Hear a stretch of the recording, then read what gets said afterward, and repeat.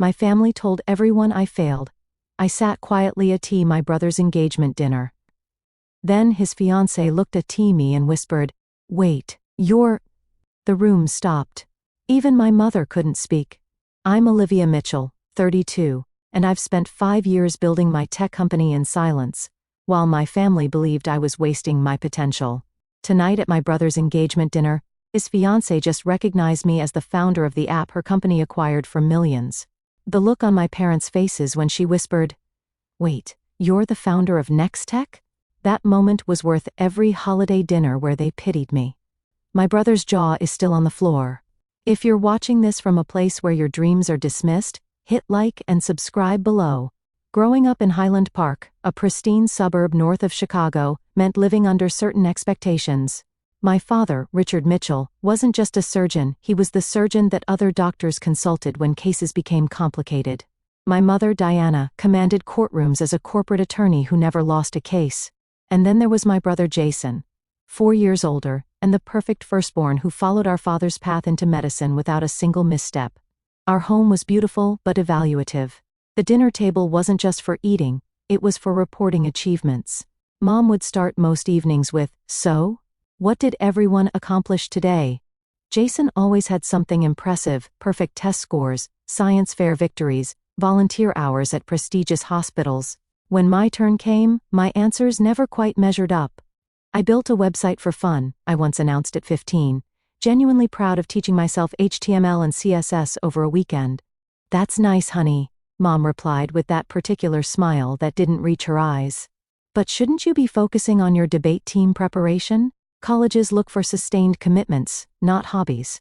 Dad would nod along, already turning to ask Jason about his advanced biology project. The message was clear: computers were toys. Real achievement happened in operating rooms and courtrooms. My bedroom became my sanctuary, where I could dive into programming languages and tech forums without judgment. While Jason's walls displayed framed academic awards, mine had printouts of code and sketches of app interfaces. I'd stay up until 2 a.m. learning Python and JavaScript, then drag myself through chemistry class the next day. Not that my parents noticed my exhaustion unless it affected my grades. When I was 16, I developed a program that helped organize my school's massive annual fundraiser. The event coordinator, Mrs. Winters, was amazed when my software cut their planning time in half. "Your daughter has a remarkable talent," she told my parents at a school function. "Oh, Olivia has many interests," Mom replied diplomatically. "But we're focusing on getting her law school prerequisites in order." I wasn't even planning to apply to law school, but they'd already decided my future. The regional coding competition during my junior year marked a turning point. After months of preparation, I qualified for the finals with an inventory management system I'd built. The competition fell on the same Saturday as Jason's medical school acceptance celebration. "We're so sorry, sweetie," Mom said, not looking particularly sorry at all. "But your brother's worked his entire life for this. You understand, right? Maybe next time." I competed alone, the only student without family support, and won first place. The judges, professional software engineers, told me I had natural talent and vision beyond my years. I came home clutching my trophy to find our house full of relatives celebrating Jason. My achievement warranted a quick, "That's wonderful, dear," from Dad, before he returned to toasting my brother. That night, I made a decision. I would succeed on my own terms, without their validation. I would build something they couldn't dismiss or minimize, something that would force them to see me. Senior year brought college applications and parental pressure to apply to Ivy League schools with strong pre-law programs. Instead, I applied to state universities with excellent computer science departments. When my acceptance to Illinois Tech arrived along with its generous merit scholarship, my parents reacted as if I'd announced plans to join the circus. "You're throwing away your potential," Dad said, disappointment evident in every syllable. "Your test scores could get you into Yale." "Computer science?" Mom questioned, her voice rising. "That's not a field for someone of your capabilities." What they meant was, that's not a field worthy of a Mitchell. Jason, home from his first year of medical school, tried to mediate in his well-meaning but condescending way. "Maybe it's just a phase, Mom. Let her get it out of her system before law school." I left for college that fall with my parents' expectations weighing on me, but also with a lightness I hadn't felt before. Finally, I could immerse myself in what I loved without constant judgment. What my family called failure, I recognized as the first step toward finding my own path. College was liberation. At Illinois Tech, I wasn't the daughter who was squandering her potential on computer games. I was Olivia, the student who professors singled out for her innovative approaches to programming challenges. For the first time, I found myself surrounded by people who spoke my language and valued what I could do. During sophomore year, I met Emma Rodriguez in my advanced programming class. While most students struggled with the final project, Emma and I finished it in half the assigned time and added extra features just for fun. We started grabbing coffee after class, staying until the campus cafe closed, talking about technology and its untapped potential. "The healthcare system is broken," Emma said one night. Her laptop opened to an article about medical communicate ion failures. Her mother had been misdiagnosed 3 times before finally receiving proper treatment for lupus. Doctors can perform miracles, but they can't communicate with each other or their patients effectively. That conversation sparked something. Over the next week, we sketched ideas on napkins and whiteboards, envisioning a platform that would revolutionize how medical information flowed between providers and patients. By semester's end, we had the skeleton of what would eventually become Nextech. Summer break meant returning home, where nothing had changed. At family gatherings, the first question relatives asked Jason was about his medical residency. The first question they asked me was when I was switching to a real major. I started giving vague answers about studying technology that allowed conversations to move on quickly.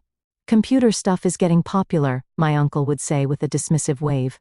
"I'm sure you can find some entry-level job when you graduate. Maybe IT support?" What they didn't know, Emma and I were spending every free moment building our prototype. We worked from her parents' garage in Chicago, a space they'd generously cleared for us. Her family brought us sandwiches and asked questions about our progress.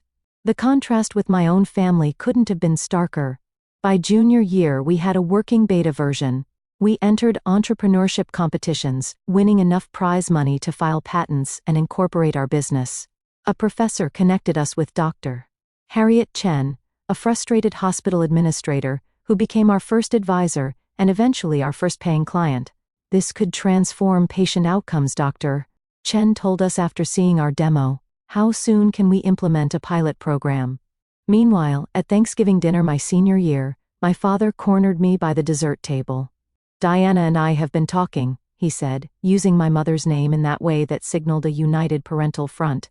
"We're concerned about your job prospects. Jason can help you get an administrative position at his hospital, something stable while you figure things out." I took a deep breath. "Actually, I'm working on starting a business." His laugh wasn't cruel, just incredulous. "A business? Olivia, be serious. You need experience before you can think about entrepreneurship. Get a real job first." That was the last time I tried to share my professional life with my family. It hurt too much to have something I poured my heart into treated as a childish fantasy. Emma and I graduated and moved into a tiny apartment in Chicago's South Loop. We lived on ramen and coffee, coding until our eyes burned, taking side gigs building websites to pay rent. Our first office was a corner desk at a Kio working space we could barely afford. Nextech slowly gained traction. A small angel investment from one of our competition judges allowed us to hire our first employee, a brilliant developer named Tyler. We landed a contract with a regional medical center, then another with a network of outpatient clinics. When I called home, conversations remained superficial. "Work is fine," I'd say when asked. They never pressed for details, assuming fine meant I was getting by in some entry-level tech support role. At Christmas that year, Jason announced his engagement to a pharmaceutical sales representative. My parents beamed with pride while relatives asked about wedding plans. Later, my mother found me alone in the kitchen. "You know, Olivia," she said, refilling her wine glass, "Jason's friend Mark is single. He's finishing his residency in neurology. I could arrange an introduction." The subtext was clear. At least I could marry success if I couldn't achieve it myself. What my family didn't see, our user base growing exponentially, hospitals reporting reduced errors and improved patient satisfaction, medical journals beginning to take notice of our platform's impact. "We need to talk about scaling," Emma said one morning, spreading investor meeting invitations across our desk. "We can't keep up with demand." By the time I turned 26, Nextech had 30 employees and had raised $5 million in venture capital. I had moved into a modest but beautiful apartment overlooking Lake Mitch and could afford to pay off my student loans. Still, when I visited my parents, I drove my old college car and wore simple clothes, allowing them to maintain their narrative about my struggle. It wasn't entirely about proving them wrong anymore. It was about protecting something precious from people who had never valued it. I wanted success on my terms, not as a concession that my path was valid after all. The distance between my two worlds grew. In one, I was a rising tech entrepreneur whom industry publications were beginning to notice. In the other, I was the daughter who had failed to live up to her potential. The cognitive dissonance was sometimes overwhelming. The email from Memorial Health System arrived on a Tuesday morning in April. I read it 3 times before calling Emma into my office. "They want to implement Nextech across their entire network," I said, my voice barely above a whisper. 27 hospitals in 3 states. Emma collapsed into the chair across from my desk. "That's the largest healthcare provider in the Midwest," I finished. We'd been building toward this moment for years, but actually reaching it felt surreal. The contract would multiply our revenue tenfold and establish us as a major player in health tech. Within hours, our phones were ringing with calls from other hospital systems interested in what Memorial had seen in us. The following month brought our first acquisition offer from a larger tech company, $30 million. Emma and I sat in a sleek conference room listening to executives twice our age explain why we should take the money and work for them. "It's a generous offer," Emma said as we walked back to our office. "It is," I agreed. "And we're turning it down." We both knew Nextech was worth more than money. It was about building something that actually helped people, something that mattered. We weren't ready to give up control. 2 weeks later, venture capital firm Sierra Partners offered $30 million for a minority stake. Valuing our company at over $100 million this time, we accepted. The investment would allow us to expand without losing our vision. When the press release went out, I requested that only my first name be used. Olivia, CO founder and CEO, the articles read, usually with Emma's photo beside a silhouette with my name. It wasn't about hiding, exactly. It was about controlling my narrative. "Don't you want recognition?" Emma asked, after an industry conference where I deliberately kept a low profile. "You've earned it." "I do," I admitted. "Just not yet, and not from strangers." What I couldn't articulate, even to Emma, was my complicated relationship with validation. I wanted my family to see me, truly see me, but I wasn't sure I could handle them taking credit for my success or minimizing it once it became undeniable. I needed this to be mine completely before I shared it. Besides, there was something powerful about building an empire in silence. In tech circles, I was becoming known as the ghost founder, the brilliant but camera-shy woman behind Nextech's revolutionary platform. The mystery only enhanced my reputation. The profile in TechWorld magazine came next. They wanted photos of both founders, but I negotiated. Just Emma's clear image and me photographed from behind, looking out over our growing office. The article praised our innovation and leadership without delving into my background. Just how I wanted it. At 2008, I was a multimillionaire on paper. I bought a stylish condo in downtown Chicago but kept it minimal and unassuming. When relatives asked about my apartment, I described it vaguely as a small place with roommates, allowing them to believe I was still struggling. My circle of trust remained tiny. Emma knew everything, of course. My assistant, Kayla, understood the family situation after organizing one too many declined invitations to Mitchell family events. My therapist, Dr. Winters, helped me process the conflicting emotions of success without recognition. "What are you waiting for?" Dr. Winters asked during one session. What would make it the right time to tell them? I considered the question seriously. I want it to be so undeniable that they can't explain it away, so big that they can't take credit for it or tell me I just got lucky, and I want to be completely at peace with never getting their approval.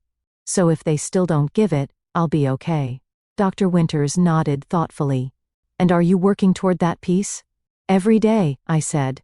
And I was. Building Nextech wasn't just about creating innovative technology, it was about creating myself, separate from the expectations that had defined my early life. The irony wasn't lost on me that my brother had followed our father into medicine, yet I was the one revolutionizing healthcare. Nextech was now being used by over 200 medical facilities nationwide. Studies showed it reduced communicate-ion errors by 43% and improved patient satisfaction scores by 38%. Every few months, usually after some family gathering where I'd been subtly pitted, I would pull up our company valuation and user statistics, not from vanity, but as a reminder that external validation wasn't the measure of worth. The numbers helped ground me when old insecurities threatened to resurface. Then came the rumors of potential acquisition by Horizon Health Technologies, one of the largest health software companies in the country. Their initial outreach was tentative, feeling out whether we might entertain an offer after turning down several others. "They're talking $200 million minimum," Emma said, after an exploratory lunch with their development director. $200 million, a figure that would make headlines, that would be impossible for even my achievement-oriented family to dismiss. Part of me wondered if this might finally be the moment to step out of the shadows. But another part hesitated. Was I really ready for my worlds to collide? What would it mean to suddenly be seen by the people who had spent a lifetime looking past me? I didn't have much time to consider these questions. Life was about to force my hand in the most unexpected way. The call from my mother came on a Sunday afternoon as I was reviewing quarterly projections. "Olivia, wonderful news," she announced without preamble. "Jason and Sophia have set a date. Labor Day weekend. They're planning an engagement dinner next month at Bluebird. You'll need to clear your calendar." Bluebird was Chicago's newest Michelin-starred restaurant, impossible to get into without connections or a 3-month wait. Clearly, Jason was pulling strings through his hospital board contacts. "That's great," I said, genuinely happy for my brother despite our complicated relationship. "I'll be there." "Wonderful." My mother's voice shifted to a more critical tone. "And, Olivia, it's a very upscale event. Perhaps we should go shopping for something appropriate. I noticed at Christmas your wardrobe is still very collegiate." I glanced down at my designer silk blouse and tailored trousers, an outfit that had cost more than most people's monthly rent. Not that my mother would know. "I'll find something suitable, Mom. Don't worry." "Well, if you're sure." The doubt in her voice was unmistakable. "Sophia works for some big technology company. Very impressive woman. Executive track? Everyone will be dressed to impress." The irony of her concern almost made me laugh. Instead, I took a deep breath. "What technology company does she work for?" "Oh, something about health systems. Horizon something?" "I don't recall exactly. Jason says they're very important in their field." My heart skipped a beat. Horizon Health Technologies. The company currently negotiating to acquire Nextech for hundreds of millions of dollars. This couldn't be coincidence. "Mom, do you know Sophia's last name?" I asked, trying to keep my voice casual. "Winters. Sophia Winters." "Why do you ask?" Sophia Winters. The name wasn't familiar from our acquisition talks, but Horizon was a massive company with thousands of employees. Still, the connection was unsettling. After hanging up, I immediately called Emma. "You're not going to believe this," I said, explaining the situation. "My brother is engaged to someone from Horizon." "That's quite a coincidence," Emma replied carefully. "Do you think it will complicate the acquisition?" "I don't know. But I need to find out who she is before that dinner." A quick LinkedIn search revealed that Sophia Winters was Horizon's Director of Strategic Acquisitions. She would absolutely be involved in the next tech deal, probably leading it. And in a few weeks, we would be sitting across from each other at my brother's engagement dinner, where everyone believed I was an underemployed tech support worker. The universe had a twisted sense of humor. The pressure from my family intensified as the dinner approached. My mother called twice more about my attire. My father left a voicemail reminding me to bring something impressive about my career to discuss with Sophia's parents, who were very accomplished people. A week before the dinner, I received the most painful call yet. "Olivia, I need to discuss something delicate," my mother began. Her lawyer voice, never a good sign. "Your father and I were talking with the Winters last night. They asked about you and, well, Jason mentioned you were between jobs." My stomach tightened. "I'm not between jobs, Mom." "Well, that little computer help desk position wasn't exactly something to highlight. Jason was just trying to smooth things over. The point is, Sophia's father knows someone at Apple who might be hiring entry-level IT staff. Isn't that wonderful?" We could finally get you on a proper career track. The casual dismissal of my work, the assumption that I needed rescuing, the complete lack of curiosity about what I'd been doing for the past 5 years. It all crashed over me in a wave of frustration. Mom, I appreciate the thought, but I'm satisfied with my current position. My voice was tight with controlled emotion. Don't be proud, Olivia. This is a real opportunity. We all have to start somewhere. After hanging up, I called Rachel, my childhood friend who had recently moved back to Chicago. Unlike my family, Rachel had always supported my ambitions, even when she didn't fully understand them. Over the years, she'd become one of the few people who knew the truth about Next Tech. They set you up for a pity job interview? Rachel's indignation on my behalf was exactly what I needed.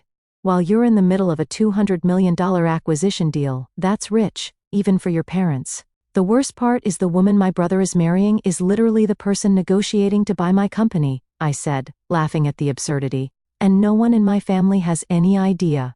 So what are you going to do at this dinner? Show up in jeans and a hoodie like they expect? Or arrive in full CEO mode and watch their jaws drop? I considered the question seriously. Neither. I'm just going to be myself. No pretense, no big revelation, no games. Just dignity. Rachel raised her eyebrows. That's very mature of you. 5 years of therapy will do that, I replied with a small smile. Besides, I'm done trying to prove anything to them. If they find out, they find out. I'm not going to hide, but I'm not going to perform either.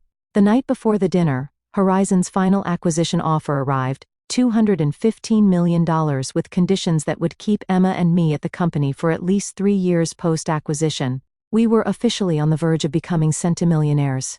As I selected a simple but elegant black dress for the dinner, I felt strangely calm. Whatever happened tomorrow night, I knew my worth now. No one could take that away from me. Bluebird Restaurant lived up to its reputation. Crystal chandeliers cast a warm glow over blue velvet banquettes, and tables set with gleaming silver. A wall of windows overlooked the Chicago River, the city lights reflected in its dark surface. I arrived exactly on time, not early enough to help with arrangements as my mother had suggested, nor late enough to make an entrance. Just punctual and dignified, like the businesswoman I was. The hostess led me to a private dining room where my family had already gathered. My father stood by the bar in animated conversation with an older man I assumed was Mr. Winters. My mother fussed with place cards at the long table, rearranging them for optimal social engineering. Jason spotted me first. Liv, you made it. He crossed the room and embraced me with the easy confidence of someone who has never questioned his place in the world. Come meet Sophia. She stood by the window, tall and elegant in a burgundy dress, her dark hair swept into a sophisticated updo. I recognized her immediately from Horizon's executive page, though I'd never seen her in person during our negotiations, which had been handled through intermediaries until this final stage. Sophia, this is my sister, Olivia, Jason said with the slightly apologetic tone he always used when introducing me to his accomplished friends. It's so nice to finally meet you, Sophia said warmly, extending her hand. Jason talks about you all the time. I wondered what exactly he said, but smiled and shook her hand. Congratulations on your engagement. I'm happy for you both. My mother appeared at my elbow. Olivia. I see you found something to wear. That's nice. The pause spoke volumes. We've put you next to cousin Margaret. You always got along with her. They'd seated me far from the important guests. Dinner began with champagne and toasts. My father spoke first, raising his glass to Jason and Sophia. To my son, who has made us proud every day of his life, he said, his voice thick with emotion. And to Sophia, a brilliant, accomplished woman worthy of him. We couldn't ask for a better addition to our family. My mother's toast followed, a carefully crafted speech that highlighted Jason's achievements from his first science fair victory to his recent promotion to chief resident. She concluded with, and now he's found a partner equally dedicated to excellence. To Jason and Sophia. As glasses clinked, I noticed Sophia looking at me with a slight furrow in her brow, as if trying to place me in some context beyond Jason's underachieving sister. The first course arrived, and conversation flowed around me. Cousin Margaret asked about my job situation, with the delicate approach of someone inquiring about a terminal illness. I'm in health technology, I said simply. Database management? Not untrue. just dramatically understated. "Oh, that's nice," she replied with the same inflection my mother had used earlier. "Is there room for advancement in that field?" Before I could answer, my uncle leaned across the table. "Olivia, Jason tells us you might have a lead on a position at Apple. That would be quite a step up for you." I took a slow sip of water. I'm actually quite satisfied with my current work. My father overheard and joined in. "Olivia, there's no shame in accepting help to get your foot in the door somewhere respectable. We all want to see you succeed." From across the table, I noticed Sophia staring at me more intently now. Recognition was dawning in her eyes. "Olivia?" she said during a lull in conversation, her voice cutting through the ambient noise. "Forgive me, but is your last name Mitchell?" The table fell quiet. Jason looked confused. "Of course it is. She's my sister." Sophia's eyes widened. "You're Olivia Mitchell? From Next Tech?" And there it was. The moment I'd both dreaded and secretly anticipated for years. "Yes," I said simply. Sophia set down her fork with a small clink against fine china. "Wait, you're the founder? The CEO, Olivia Mitchell? The one where—" She stopped herself, suddenly aware of the public setting. Jason laughed nervously. "Sophia, I think you're confusing Olivia with someone else. My sister works in tech support or something?" "No," Sophia said slowly, looking directly at me. "Your sister is the founder and CEO of Nextech, the healthcare communication platform that's revolutionizing patient care across the country. The company my firm is currently in final negotiations to acquire for over $200 million. The silence that followed was absolute. My father froze with his wineglass halfway to his lips. My mother's hand fluttered to her pearl necklace. Jason's mouth literally hung open. "Is this true?" my father finally managed. I met his gaze steadily. "Yes. Emma Rodriguez and I founded Nextech 6 years ago. We currently employ over 70 people and serve more than 300 healthcare facilities nationwide. But why wouldn't you tell us?" My mother looked genuinely bewildered. Before I could answer, Sophia continued, her professional demeanor giving way to genuine enthusiasm. "Your platform reduced Medicaid ion errors at Boston General by 62% in the first year. The interface design revolutionized how doctors access patient information. We've been trying to develop something similar for years, but your solution is light years ahead. It's why we're willing to pay such a premium to acquire you." My family stared at me as if seeing a stranger. In many ways, they were. $200 million. My father's voice was faint. Sophia nodded. "The acquisition is set to close next week, pending final approval." She turned to me with a slightly embarrassed smile. "I had no idea you were Jason's sister. Your company profile just shows Olivia with no photo, and our teams have been handling the negotiations."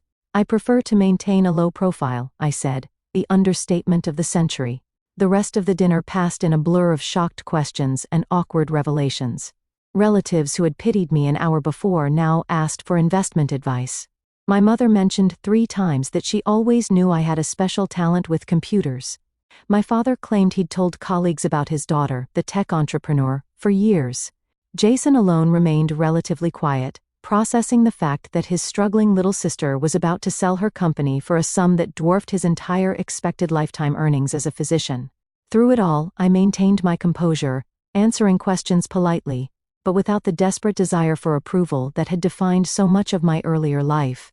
The validation I'd once craved now felt hollow in the face of their sudden, opportunistic pride. As the evening wound down, Sophia pulled me aside. "I'm sorry if I created an awkward situation. I was just so surprised." I smiled genuinely. "Don't apologize. It's been a long time coming." "For what it's worth," she added, "your reputation in the industry is extraordinary. People call you the ghost genius. Now I understand why you kept such a low profile." As we said our goodbyes, my mother clutched my arm. "We need to talk soon, Olivia. Properly talk. About everything." I nodded, knowing the conversation was inevitable but no longer fearing it. "We will." Walking to my car, I felt lighter somehow. The secret I'd carried for years was finally in the open. Whatever came next, I would face it on my own terms, secure in the knowledge of what I had built. The first text arrived before I even got home from the dinner. my mother. We need to talk. Brunch tomorrow? The Drake Hotel at 11. By morning, my phone was flooded. Relatives suddenly remembered they'd always supported my computer interests. Cousins who hadn't spoken to me in years asked about investment opportunities. Jason sent 3 separate messages, each more confused than the last, culminating in a simple, "Why didn't you tell me?" I replied only to my parents, agreeing to brunch. Some conversations needed to happen in person. The Drake's dining room was elegant and discreet, perfect for the difficult conversation ahead. My parents were already seated when I arrived, both dressed impeccably, as if for an important business meeting, rather than family brunch. "Olivia." My father stood, awkwardly oscillating between his usual perfunctory greeting and something more befitting a daughter he'd just discovered was wildly successful. He settled on an uncomfortable hug. "You look well." My mother was less restrained. "Darling, we have so much to discuss. I've been reading all about Nextech this morning. The innovation awards, the funding rounds, the user growth statistics. Why would you keep all this from us? We're your family." I took a deep breath. "I think you know why." "I certainly don't," my father replied, his tone defensive. "We've always supported your pursuits." The waiter arrived with coffee, giving me a moment to compose my thoughts. Once he left, I looked directly at my parents. "You never took my interest in technology seriously. Every time I tried to share my work with you, it was dismissed as a hobby, something to get out of my system before finding a real career. After a while, it was easier to stop trying." "That's not fair," my mother protested. "We just wanted what was best for you. The technology field seemed so uncertain. What you wanted was for me to follow a path you understood and approved of," I corrected gently. "When I chose differently, you treated it as failure." My father leaned forward. "We always knew you had potential, Olivia. We were just pushing you to excel." "No," I said firmly. "You were pushing me to conform. There's a difference." "Well, clearly it worked out," he countered. "Look at what you've accomplished. Perhaps our pushing helped motivate you." It was the exact response I'd feared and expected. Taking credit for success they'd played no role in rewriting history to cast themselves as supportive mentors, rather than dismissive critics. "Dad, do you remember telling me to get a real job at Thanksgiving 5 years ago? Or suggesting I take an administrative position at Jason's hospital because my own work wasn't viable? Mom, do you remember arranging a pity job interview for me just last week?" My mother had the grace to look embarrassed. "We were concerned about you. You never shared any details about your work. How were we supposed to know? You could have asked. Really asked, with genuine interest. Not just waiting for an answer that confirmed what you already believed about me." The conversation continued through Eggs Benedict and mimosas. Painful but necessary.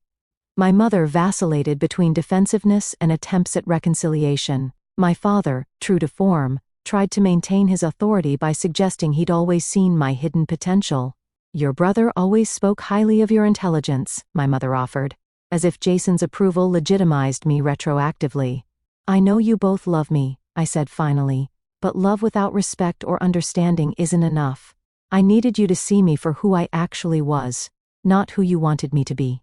We parted with tentative plans to have dinner the following week, a first step toward whatever our relationship might become.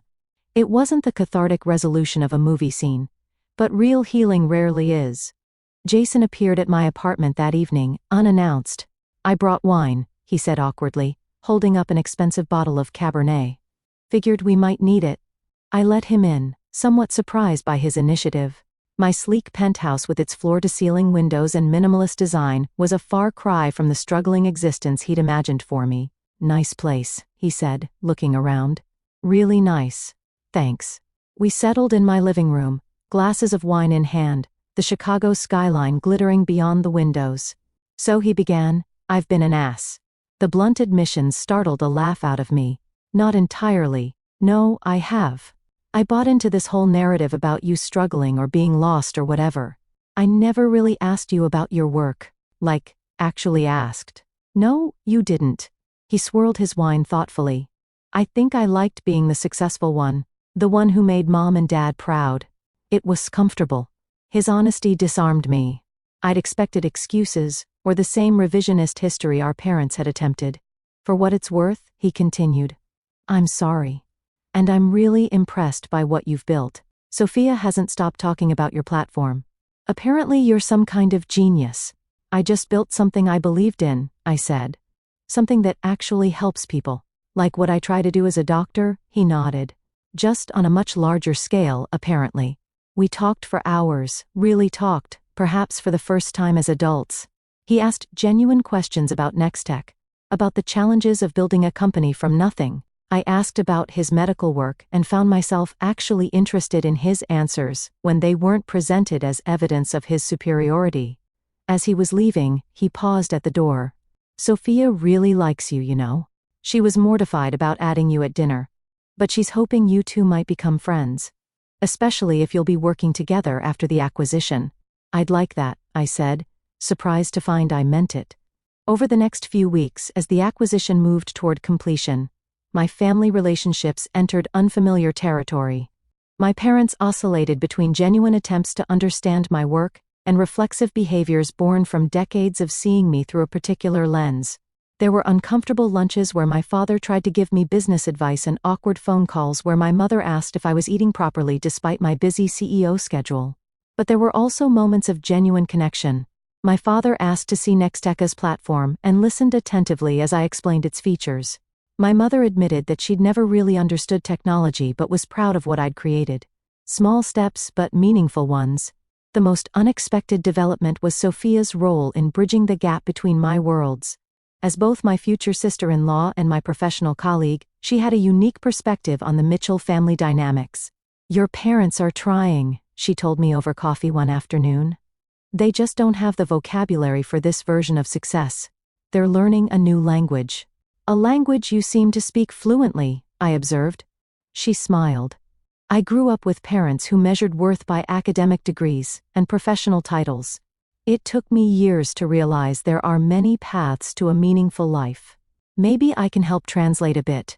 And she did, gently educating my family about the tech industry, contextualizing my achievements in terms they could understand, and occasionally giving them a reality check when they slipped into old patterns. Her efforts weren't always successful, but they helped ease the transition to our new reality. The acquisition closed on schedule, transforming Emma and me into centimillionaires overnight. The press release mentioned both our full names and included professional photos, my first public acknowledgement as Nextech's CEO founder. The ghost genius was finally stepping into the light. 6 months after my brother's engagement dinner, life had found a new rhythm. The Nextech acquisition had closed successfully, and I now led the innovation division at Horizon Health Technologies.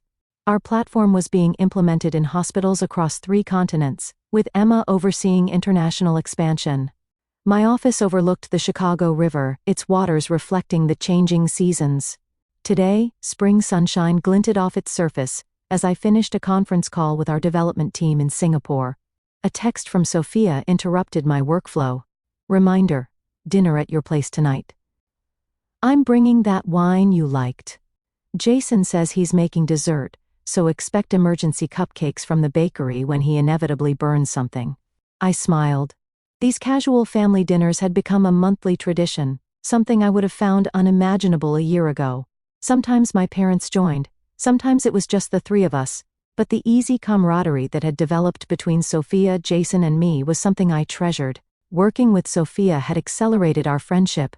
Her straightforward approach to business matched my own, and her insights into my family dynamics proved invaluable. She understood my parents in ways I sometimes couldn't, identifying the insecurities beneath their controlling behaviors. Your dad didn't dismiss your tech career because he thought you'd fail, she observed once. He dismissed it because he didn't understand it, and Richard Mitchell hates not understanding things. My relationship with Jason had transformed most dramatically. Without the hierarchy of successful doctor and struggling sister, we discovered common ground. Both of us were driven, detail-oriented perfectionists who genuinely wanted to improve healthcare. Now we traded ideas instead of judgments. My parents were trying. That was the most accurate description. We had established new boundaries, with my mother no longer offering unsolicited advice about my appearance, and my father making visible efforts to ask questions about my work without immediately suggesting improvements.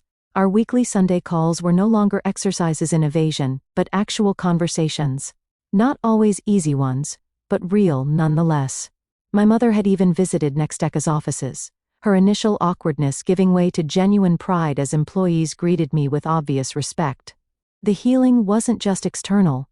The acquisition had given me the freedom to focus on my own well-being in ways I'd neglected during the startup grind. Regular therapy sessions with Dr. Winters helped me process the complicated emotions around my family's sudden recognition. "You spent years protecting yourself from their judgment," she noted during one session. "Now that protection isn't necessary in the same way, but the habits remain. It's okay to let some of those walls down gradually." I'd taken her advice, not just with family, but in building a broader support network. Rachel remained my oldest and most trusted friend, but I'd also connected with other women entrepreneurs through mentoring programs and industry events. The isolation that had characterized my early career had given way to a chosen family of people who understood both my work and my journey. One particular source of joy was mentoring young women in technology. Once a month, I hosted workshops for high school girls interested in STEM fields, sharing not just technical knowledge, but the emotional resilience needed to pursue unconventional paths. "My parents think computer science is just a hobby," one 15-year-old told me, echoing my own experience. "They want me to become a lawyer like my mom." "What do you want?" I asked. "To build things that matter," she replied without hesitation. "Then build them," I said, sharing resources and encouragement. "Find the people who believe in your vision, even if they're not your family. And keep the door open for your parents to understand later." That evening, as I prepared for dinner with Jason and Sophia, I reflected on how far I'd come. The external validation I'd once craved had arrived in abundance, industry recognition, financial success, even family acknowledgement, but I discovered something more valuable along the way. The ability to validate myself. Jason arrived first, bearing both a homemade chocolate cake that looked surprisingly edible and the emergency bakery cupcakes Sophia had predicted. "I hedged my bets," he admitted with a laugh. "But I'm getting better. Only set off the smoke alarm once this time." Sophia arrived with wine and news about their wedding plans. As we gathered around my dining table, the conversation flowed easily from work to wedding to family gossip. "Mom's actually reading books about technology startups," Jason reported. "I found tech founders under 30 on her nightstand last week." "Better late than never," I said, without bitterness. Later, as we moved to the living room with coffee and dessert, Sophia asked a question that caught me off guard. "Do you ever wish things had been different? That your family had recognized your potential from the beginning?" I considered carefully before answering. Of course, sometimes it would have been easier, less painful. But I'm not sure I would have built the same resilience or clarity of purpose. I learned to believe in myself when no one else did. That's a powerful foundation. Plus, Jason added with newfound self-awareness, "If Mom and Dad had been fawning over your tech career, I might have grown up even more insufferable than I was." We laughed, the sound floating out over the city lights. The journey wasn't over. Family relationships are never truly fixed, but rather continuously evolving. There would be more difficult conversations, more moments when old patterns threatened to reassert themselves. But something fundamental had shifted. I no longer needed my family to see my worth in order to know it myself. That freedom allowed me to accept their growing appreciation without desperation, to forgive past dismissals without forgetting the lessons they taught me, and to build relationships based on who we were becoming rather than who we had been.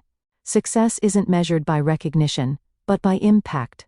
By that standard, Nextech had succeeded beyond my wildest dreams, improving patient outcomes and healthcare communicate ion for thousands. And I had succeeded in creating a life authentic to my values and vision, regardless of who approved. As for family, the one we're born into and the one we choose, perhaps the greatest lesson was that relationships can transform when we bring our whole authentic selves to them. Not everyone will celebrate your path, but those worth keeping in your life will eventually learn to see you clearly. The next day, as I looked out over the city from my office window, I felt gratitude for the journey, complicated as it had been. The path forward wasn't perfectly clear, but I was walking it on my own terms, creating success by my own definition. And that more than any acquisition deal or family validation was the real achievement. If my story resonated with you today, I'd love to hear about moments when you had to believe in yourself when others didn't. Drop a comment below sharing your experience. And, if you know someone who needs to hear this message of self-belief, please share this video with them. Don't forget to subscribe for more stories about finding your own path, even when it's not the one others expect. Thank you for listening to my journey. Remember, true success isn't about proving others wrong, but about proving yourself right.